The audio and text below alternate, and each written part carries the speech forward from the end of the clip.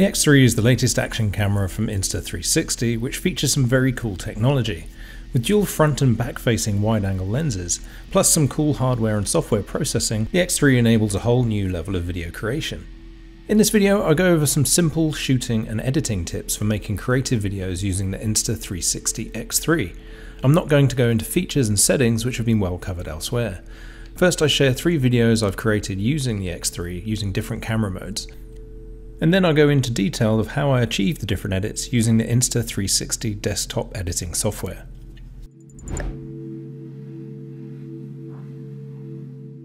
The following 3 videos were shot in and around Victoria, British Columbia in Canada. I used a combination of the 360 mode and the single lens mode in various standard lens and wide-angle formats. You can edit all of the footage using the companion phone app, but I prefer to use the desktop app as I find it easier. I find using a mouse is much more convenient for edits. I didn't bother using the AI editing mode as I find it doesn't really select the clips I prefer. If you're taking your video editing more seriously, there's one idiosyncrasy that you should be aware of. Footage shot on the 360 camera is desaturated compared to the single lens mode. You can boost the colours in the app after capturing the 360 footage, but there will still be noticeable difference between the different types of footage. This is one thing to keep in mind for making more professional videos.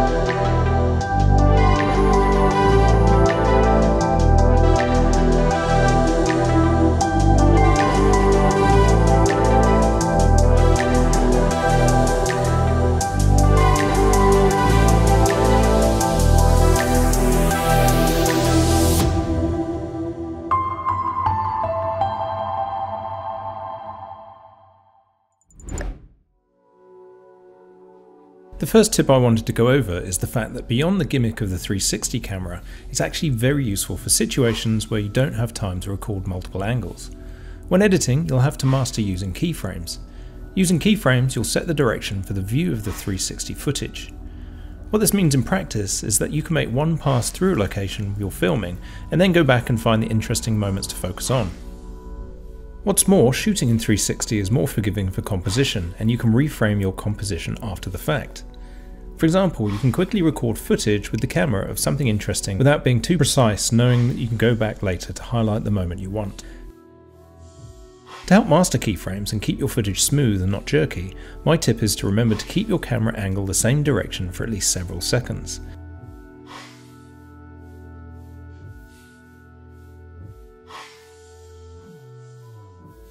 First, choose your preferred camera angle and then set the keyframe by tapping the plus sign.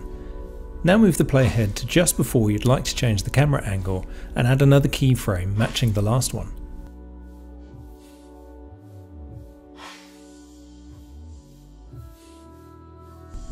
Now move the playhead at least 2 seconds before changing the camera angle, and then set the new camera angle and add a new keyframe.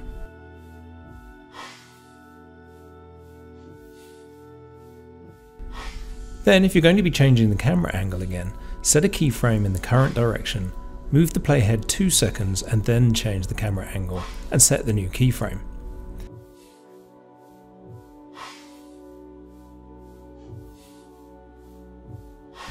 Changing the keyframe angle between two keyframes too close together will result in either whipping the camera angle confusingly for the viewer, or if you forget to set a future keyframe just before changing to a new camera angle, it will have the effect of gradually dragging the camera angle away from what you were intending to focus on.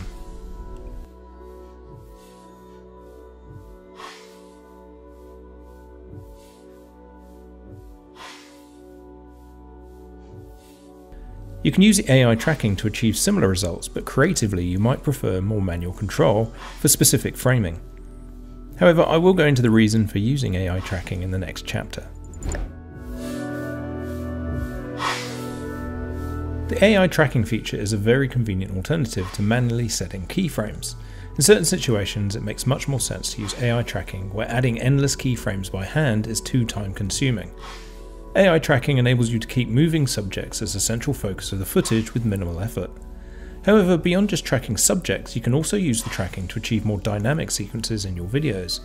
For the part of my video walking up the circular ramp, I used the AI tracking to focus on the centre of the tower, so I could achieve the nice smooth rotating effect. You can also use a similar technique with time-lapse mode to achieve similarly eye-catching moments.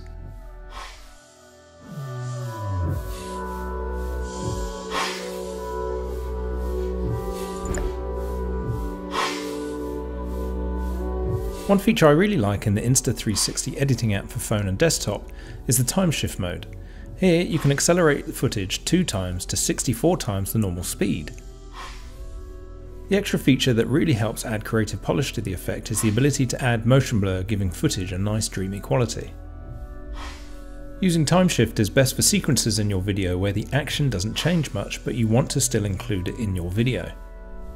For instance, when you're in motion while filming either walking, cycling or driving, TimeShift gives you the ability to speed up the passage of time. I found it best to avoid long clips showing largely the same content, otherwise it's quite boring for your viewer. However, as a creator you might decide it's important to show an extended travelling scene for the story that you're trying to convey. Speeding up the footage will both tell the story you're trying to achieve while not labouring the sequence to the point where you lose your audience. You can be confident that even if you think you're missing details, your audience has the capacity to comprehend the sequence even at high speed. Another feature I really like about the X3 is the selfie stick. As well as being useful for me mode, the selfie stick enables you to achieve more interesting angles for standard sequences. Instead of shooting at eye level, you can raise the camera up or drop the camera down for more interesting perspectives. Better still, the X3 features horizon lock, which means that you can turn the camera around or even upside down midway through a shot and the footage will stay level.